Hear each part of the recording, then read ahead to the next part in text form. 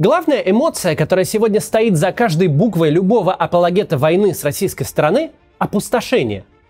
Потому что происходящее сейчас невозможно продать ни себе, ни публике, ни в каком позитивном ключе. Ну ладно, война, которая должна была длиться от силы неделю, продолжается уже 7-й месяц. Ну ладно, последняя большая победа, захват Северодонецка, случилась 24 июня, без малого 3 месяца назад. Все это можно свалить на снижение темпов наступления во имя сбережения мирного населения, о котором говорил Шойгу, или на то, что, мол, воюем мы не с Украиной, а со всем блоком НАТО. Но как ты объяснишь даже не само украинское наступление, которое идет на пределе физических возможностей людей и техники по скорости продвижения, но как ты объяснишь тот факт, что наступление это фактически не встречает никакого сопротивления, что российская оборона, причем оборона на давно оккупированных территориях, просто рассыпается. Мы вообще ничего не слышим ни о каких масштабных сражениях. Мы видим, как российская армия бежит.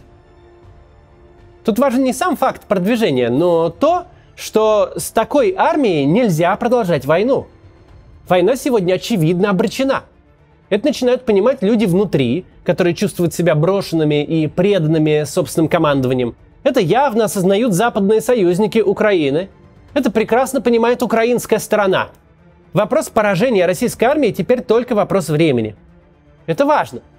Потому что слишком многое в политике Владимира Путина держалось на блефе. На нем держалась внутренняя политика, на нем держалась внешняя политика, на нем держалась и эта война тоже.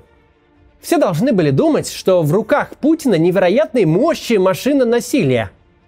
Что с ним можно только договариваться. Его можно только пытаться умиротворить. Проблемы с блефом начинаются тогда, когда ты сам начинаешь в него верить. Потому что в этот момент ты переходишь от слов и запугиваний к делу, а там выясняется то, что выяснилось. И, конечно, как мы сегодня покажем, эти 3-4 дня вскрыли блеф Путина сильнее, чем предыдущие полгода. Сейчас начнем. Перед началом ролика хочу кое-что несвязанное сказать.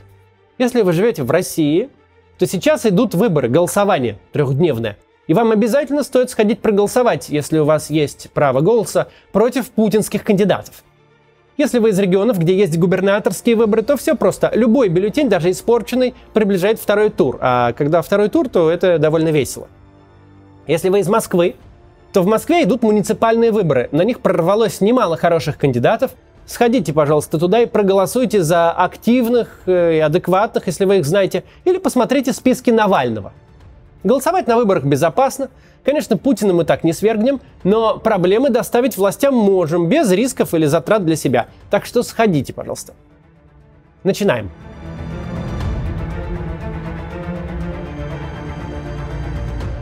Уже 4-е сутки мы наблюдаем прорыв ВСУ на Изюмском направлении. Украинской армии удалось прорвать фронт и продвинуться вглубь позиций противника настолько, что все уже забыли про Балаклею и заговорили о возможном окружении 10-тысячной группировки российских войск. Это тот самый ударный кулак, который в планах кремлевского командования должен был весной окружить всю группировку ВСУ на Донбассе. И вот за лето и одну осеннюю декаду все перевернулось с ног на голову, и теперь эта группировка рискует сама оказаться в окружении. Сейчас ВСУ полностью вошли в Шевченково, дошли до Купинска, но не стали ввязываться в бои за город, а направили главные силы на юг, чтобы захватить 2 ключевые переправы через водохранилище на реке Оскол. В ответ российское командование бросилось затыкать дыры и вводить свежие резервы. Из России пошли колонны техники, а пехоту срочно перебрасывают крупнейшими транспортными вертолетами Ми-26. Каждая такая корова, как их называют в армии, может перевозить всего 82 бойца. Речь тут не о дерзкой десантной операции, а о попытках хоть как-то и хоть чем-то перемещать личный состав российской армии на участке прорыва. Делать это при помощи вертолетов все равно, что тушить большой пожар вручную ведрами. Решение принято явно не от хорошей жизни и вряд ли окажет какое-то масштабное влияние на происходящее. В случае захвата переправ украинской армии группировка в Изюме сможет снабжаться только через 3 оставшиеся переправы на реке Оскол у сел Оскол, Букино и Яремовка. И все эти переправы простреливаются артиллерией ВСУ. Подтянувшиеся российские резервы смогли навязать бой за переправы. И тут ВСУ нанесли удар по Лиману, чтобы попробовать закрыть последний относительно безопасный коридор снабжения изюмской группировки. В случае успеха ВСУ наступит новая реальность. Реальность, в которой украинская армия организует самое большое окружение этой войны для более чем 10 тысяч солдат и одновременно нанесет вооруженным силам Российской Федерации крупнейшее поражение в их истории. Изменяющаяся реальность из телеграм-каналов и публикаций в соцсетях ворвалась даже в жизнь москвичей. По крайней мере, тех из них, кто стоял в пробке на кольцевой автодороге московской, пропуская колонну военных грузовиков. Ради военной колонны перекрыли МКАД. Для войны это эпизод микроскопический, но для размеренной жизни российской столицы, тщательно оберегаемой от дурных новостей, это случай из ряда вон. Сейчас мы попробуем подробно разобрать, почему путинские генералы допустили такую ситуацию. Что вообще такое прорыв фронта, почему российское командование не организовало эшелонированную оборону и что это вообще такое эшелонированная оборона. Немножко военные теории обсудим.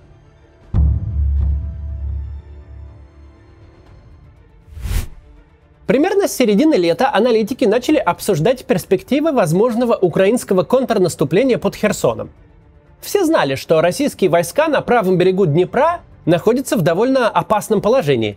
Ведь снабжение, подвоз новой техники и бойцов, горючего, боеприпасов и даже еды фактически держалось на 3 мостах через Днепр. Именно их уже несколько месяцев методично обстреливает украинская артиллерия, в значительной степени «Химарс». В таком положении уже не очень-то важно, сколько солдат, танков и БТРов у вас под рукой. Нет снабжения и нет возможности что-то делать, тем более наступать, ну и даже обороняться. А что делать, если «Химарс» разнесет ваш склад с горючим и боеприпасами на этом берегу, и закончится все, что вы наскребли по сусекам, а новое не подъезжает? Вот это сейчас и происходит под Херсоном. Правда, российское командование бросает туда дополнительные резервы, их везут через Днепр баржами. Тоже, кстати, очень заметная цель, и по ним тоже бьют. А также пытаются без устали наводить новые понтонные мосты взамен чуть ли не ежедневно разбиваемых. Ближе к августу иностранные разведки сообщили, что российское командование отреагировало на слухи о наступлении на Херсонщину и сняло тысячи бойцов с изюмского направления, где находится главная российская группировка, ну и отправило их под Херсон. В итоге больше 50 километров фронта от Печенежского водохранилища до Балаклеи осталось прикрывать тонкая прослойка отрядов легко вооруженной пехоты, а в тыловых городах власть удерживали отряды полицейского спецназа. И это при том, что в глубине находится Купянск, главный транспортный узел, через который снабжается боеприпасами, техникой и пополнениями весь фронт российской армии от Чугуева до Славянска. Никаких серьезных укреплений на этом участке никто не строил. Здесь не было серьезных боев, как под тем же Изюмом или на Донбассе. Российская армия не зарывалась в землю, и там не строили глубоко эшелонированную оборону, как того требуют классические правила ведения масштабной войны. Дело в том, что на войне, где сражаются десятки тысяч человек, и где у вас есть длинные фронты, одной линии окопов и укреплений для обороны недостаточно. Насколько бы глубокими и надежными они бы ни казались. Всякую линию обороны можно прорвать. Классический прорыв по учебнику выглядит так. Наступающая страна с помощью разведки выявляет самую слабую точку в вашей обороне и концентрирует на ней всю мощь артиллерии. Снаряды разрушают бетонные укрепления, выводят из строя артиллерию и какие-то еще наличествующие силы. А потом в бой идут танки, бронеавтомобили, ну а за ними уже пехота. Она-то и занимает линию окопов и вырывается на оперативный простор. Вот после этого всего другие участки вашей обороны оказываются в смертельной опасности. Ведь теперь их можно атаковать и с фронта, и с тыла, обойдя вокруг. И даже можно взять в окружение. Вот так один прорыв в узком месте угрожает катастрофой всей вашей линии обороны и всем вашим войскам. Чтобы не допустить такой ситуации, оборона на самых важных участках выстраивается в несколько эшелонов. За первой линией идет вторая, которая, если что, закрывает прорыв, а за ней идет третья. Причем бойцы второй и третьей линии не просто курят бамбук и расслабляются, пока за них отдуваются сослуживцы на передовой. Ничего подобного. Они регулярно сменяют потрепанные подразделения с первой линии. Солдаты с передовой уходят на третью линию, где лечатся, ремонтируют технику и пополняют состав новичками. Ну и, соответственно, свежие бойцы с третьей линии уходят на вторую и так дальше. Такая мощная линия обороны требует от атакующих создавать свои резервы прорыва. Бойцы первого эшелона пробивают первую линию обороны, несут потери, причем при наступлении больше, чем при обороне. Устают, теряют темп наступления и сами могут попасть в окружение. Вот в этот момент, чтобы развить успех, командование бросает в проломленную брешь дополнительные резервы. Но всего этого не было под Балаклеей.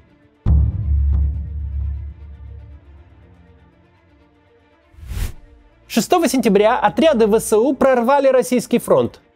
Обороняющиеся ушли в Балаклею и, наверное, могли бы сдержать ВСУ, но украинская армия всех перехитрила. Основные силы прорыва она бросила на Шевченково, дорога к нему была совершенно свободной. ВСУ вошли в Шевченково, там тоже оказался небольшой совсем гарнизон. И снова, не дожидаясь захвата Шевченково, основной удар направили уже на Купянск. Причем отправились туда мобильные диверсионно-разведывательные группы на легкой броне. Именно они посеяли панику в рядах российской армии. Разрозненным российским подразделениям казалось, что ВСУ наступают отовсюду, что их не удержать. В итоге все неокруженные остатки российских подразделений устремились в Купянск, где начали создавать узел обороны. Мобильные группы ВСУ уперлись здесь в крепкую оборону, так что пополнили запасы горючего и устремились на юг. А за их спинами к Купянску уже подходили штурмовые группы ВСУ с тяжелым вооружением, способные вести уличные бои. Легкие и маневренные подразделения выдвинулись на юг, чтобы отрезать переправы и пути снабжения изюмской группировки через водохранилище на реке Оскол. Так и получилось, что фронт двигался буквально со скоростью украинских бронетранспортеров. В итоге, пока российская пропаганда и Z-каналы на второй день контрнаступления успокаивали себя тем, что в Балаклее и Шевченково еще не все утрачено и кто-то остался, в реальности российская армия потеряла вообще всю линию обороны. Украинская армия вышла на оперативный простор, не размениваясь на остатки российского СОБРа в городах. Ведь полицейские силы без тяжелого вооружения – это не тот род войск, который способен противостоять наступлению. А задачи российских резервов несколько раз поменялись еще по дороге. Они выезжали спасать Балаклею. На следующий день надо было спасать уже Шевченково. А в итоге им пришлось стабилизировать фронт у Купянска. Да еще и распыляться на переправы через Оскол. И спешить в Изюм, где ВСУ также развернули наступление. Ролик мы писали ночью. К моменту его выхода стало известно о полном обрушении фронта и отступлении российских войск из Изюма, Купянска, Лимана и всей этой части Харьковской области. Удивительный и очень быстрый успех ВСУ. В итоге мы увидели операцию, которая имеет не только чисто военное, но и огромное информационно-психологическое значение. Россияне увидели, как их армия в панике спасается бегством и не знает, куда бросать резервы. Прорыв под Балаклеей стал страшным ударом для официальной пропаганды. Группировка российских войск сейчас сражается за 5 мостов через речушку, чтобы спасти от окружения больше 10 тысяч своих солдат. Обратите внимание, кстати, на карты. Это делает наш второй канал, у них они там каждый день такие. Я на один день попросил их редакцию для меня их подготовить. Подпишитесь, там у них интересно. Но продолжаем. Окружение больших масс противника – это вообще-то самое главное достижение для атакующей страны. Ну, кроме общей победы, естественно. Такая операция позволяет атакующей стране замкнуть в кольцо на ограниченном пространстве большие силы противника и сконцентрировать на нем всю свою огневую мощь. А чтобы не прорвалась подмога, наступающие формируют еще и внешнее кольцо. Окруженный противник лишается подвоза боеприпасов, еды, медикаментов, и рано или поздно он будет вынужден или сдаться в плен, или с огромными потерями под шквальным огнем пробиваться через 2 кольца к своим. Так, с минимальными потерями и относительно быстро можно вывести из строя большую группировку противника.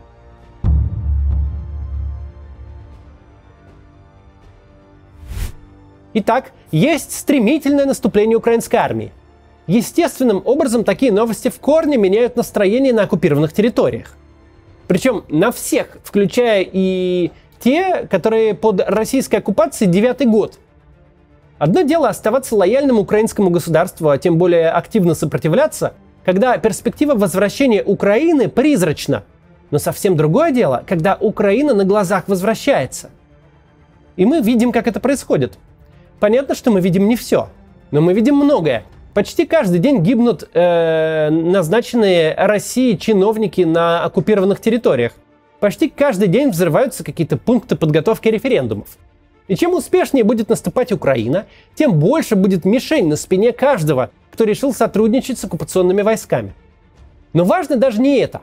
Важно то, что чиновники в любой стране мира с развитым государственным аппаратом – это оппортунисты и приспособленцы. В этом факте нет ничего плохого, это просто факт.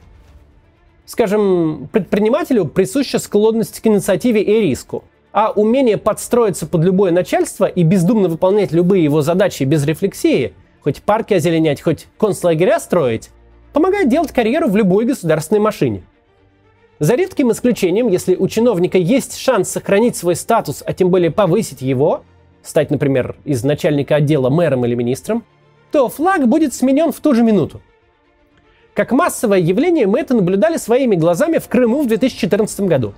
Чиновникам нужно зачисление зарплаты на карту дважды в месяц и должностная инструкция. В какой валюте будет это зачисление на карту, на каком языке будет инструкция, какой герб будет на печати. Это не самые важные для них детали. Но чтобы перейти на службу к оккупантам, чиновник должен быть убежден, что оккупанты здесь останутся на всю обозримую историческую перспективу.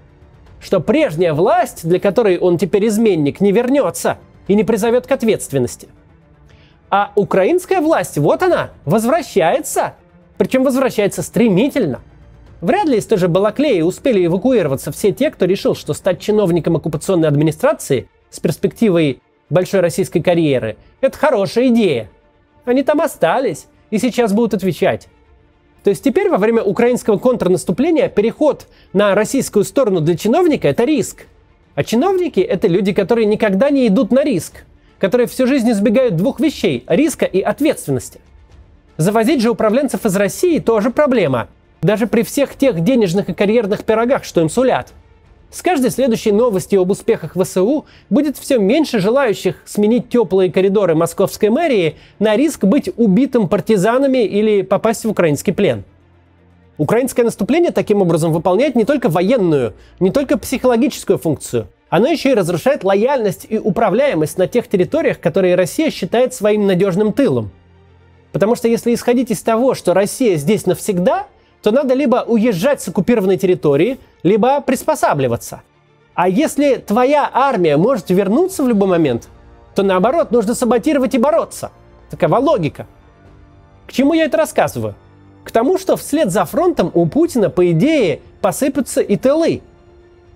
Если будет утрачена управляемость на оккупированных территориях, если начнется массовое дезертирство в силах так называемых ДНР и ЛНР, которые просто используются как пушечное мясо, если в тылу начнутся массовые диверсии, убийства коллаборантов, саботаж на всех уровнях, если все те, кому безразличен флаг, но важно быть при власти, осознают, что их власть сидит в Киеве, а не в Москве, то все будет кончено очень быстро.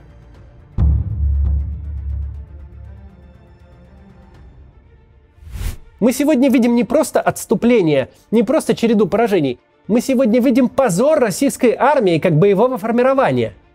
Мы видим, что российское военное командование отчаялось настолько, что вместо помощи своим войскам снимает ролики о том, как к ним движется помощь.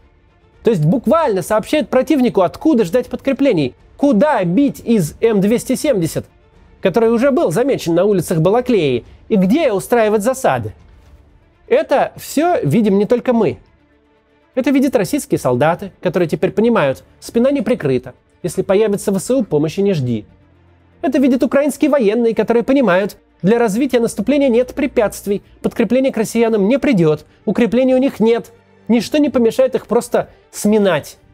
Это видят западные союзники Украины, которые полгода назад собирались помогать жертве хоть как-то выжить, а теперь могут стать соавторами победы. А соавторами победы любят быть все.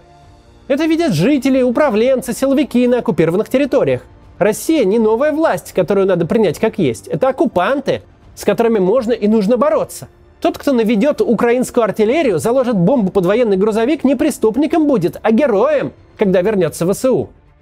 Если изначально, это изначально было, кстати, 3 дня назад, Так вот, если изначально мы предполагали, что действие ВСУ – это успешная попытка срыва российского наступления, провокация, чтобы агрессор распылил силы на противоположные направления фронта, то сегодня мы видим совсем иное. Мы видим, как путинский блеф разрушается повсеместно. О референдумах теперь можно забыть, армия бежит, резервы непонятно куда делись, мобилизованные из оккупированных Донецка и Луганска отказываются воевать. В тылу взрываются административные здания и гибнут коллаборанты. Просто все валится из рук. Ни один провоенный российский источник сегодня не в хорошем настроении. Даже канал вечно оптимистичной Маргариты Симоньян сейчас состоит исключительно из чужих репостов, тоже безрадостных.